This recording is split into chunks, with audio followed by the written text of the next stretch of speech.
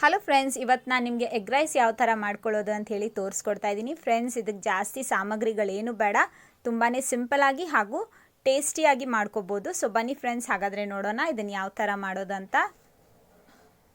ಮೊದಲಿಗೆ ಒಂದು ಕಡಾಯಿನ ಗ್ಯಾಸ್ ಮೇಲಿಟ್ಟು ಅದರಲ್ಲಿ ಎಣ್ಣೆನ ಹಾಕ್ಕೋಬೇಕು. ಎಣ್ಣೆ ಬಿಸಿ ಆದ ನಂತರ ಅದರಲ್ಲಿ ಸಾಸಿವೆನ ಹಾಕ್ಕೋಬೇಕು. ಸಾಸಿವೆ ಸ್ವಲ್ಪ ಸಿಡಿದ ನಂತರ ಅದರಲ್ಲಿ ಈರುಳ್ಳಿನ ಹಾಕ್ಕೋಬೇಕು ಫ್ರೆಂಡ್ಸ್.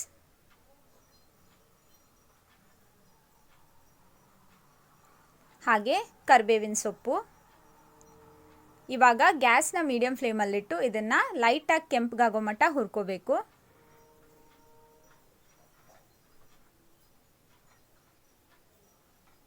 ನೋಡಿ, ಈ ಥರ ಚೆನ್ನಾಗಿ ಹುರ್ಕೋಬೇಕು. ಇವಾಗ ಇದರಲ್ಲಿ ಶುಂಠಿ ಬೆಳ್ಳುಳ್ಳಿ ಪೇಸ್ಟ್ನ ಹಾಕ್ಕೋಬೇಕು.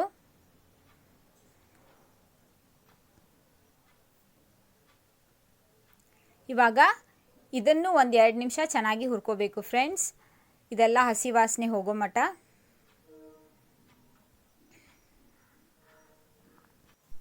ಈ ಥರ ಚೆನ್ನಾಗಿ ಫ್ರೈ ಮಾಡ್ಕೋಬೇಕು. ಇವಾಗ ಇದರಲ್ಲಿ ಅಚ್ಕಾರದ ಪುಡಿನ ಹಾಕ್ಕೋಬೇಕು. ಹಾಗೆ ರುಚಿಗೆ ತಕ್ಕಷ್ಟು ಉಪ್ಪು.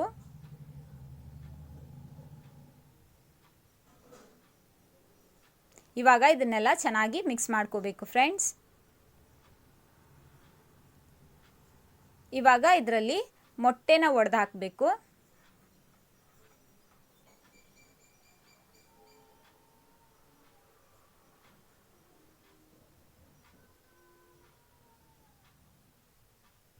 ನೋಡಿ, ಈ ಥರ ಎಲ್ಲ ಮೊಟ್ಟೆನ ಒಡೆದು ಹಾಕ್ಕೋಬೇಕು.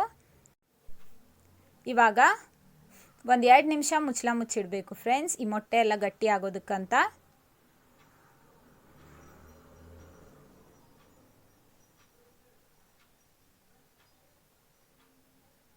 ನೋಡಿ, ಈ ಥರ ಆಗಬೇಕು. ಇವಾಗ ಇದನ್ನೆಲ್ಲ ಮಿಕ್ಸ್ ಮಾಡ್ಕೊಳ್ಳೋಣ.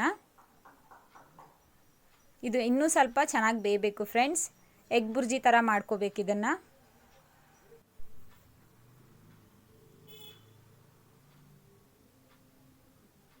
ಫ್ರೆಂಡ್ಸ್ ನೋಡಿ, ಇವಾಗ ಇದಾಗಿದೆ. ಇವಾಗ ಇದರಲ್ಲಿ ನಾವು ಮುಂಚೆನೇ ಮಾಡಿಟ್ಟಿರುವಂಥ ಅನ್ನನ ಹಾಕ್ಕೋಬೇಕು.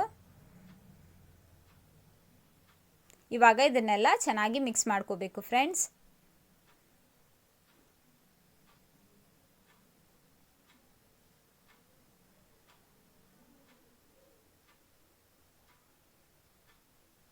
ಫ್ರೆಂಡ್ಸ್ ನೋಡಿ, ಈ ಥರ ಚೆನ್ನಾಗಿ ಮಿಕ್ಸ್ ಮಾಡ್ಕೋಬೇಕು. ಇವಾಗ ಎಗ್ ರೈಸ್ ರೆಡಿಯಾಗಿದೆ. ಲಾಸ್ಟಲ್ಲಿ ಇದರ ಮೇಲೆ ಕೊತ್ತಂಬರಿ ಸೊಪ್ಪನ್ನು ಉದುರಿಸ್ಕೋಬೇಕು. ಇವಾಗ ಮತ್ತೊಂದು ಸಲ ಇದನ್ನು ಚೆನ್ನಾಗಿ ಮಿಕ್ಸ್ ಮಾಡಿಕೊಂಡು ಒಂದು ಪ್ಲೇಟಿಗೆ ತೊಗೊಂಡು ಸರ್ವ್ ಮಾಡ್ಕೊಳ್ಳೋಣ ಫ್ರೆಂಡ್ಸ್.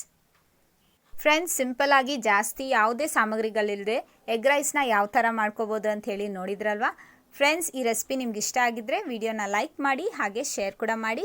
ಹೊಸಬ್ರಾಗಿದ್ದರೆ ಮರೀದೇ ನನ್ನ ಚಾನಲ್ನ ಸಬ್ಸ್ಕ್ರೈಬ್ ಮಾಡಿ ಫ್ರೆಂಡ್ಸ್. ಸೊ ಹಾಗಾದರೆ ಇವತ್ತಿನ ವಿಡಿಯೋದಲ್ಲಿ ಇಷ್ಟೇ. ಮುಂದಿನ ವಿಡಿಯೋದಲ್ಲಿ ಮತ್ತೊಂದು ಹೊಸ ರೆಸಿಪಿಯೊಂದಿಗೆ ಸಿಗೋಣ. ಅಲ್ಲಿವರೆಗೂ ಟೇಕ್ ಕೇರ್ ಅಂಡ್ ಬಾಯ್.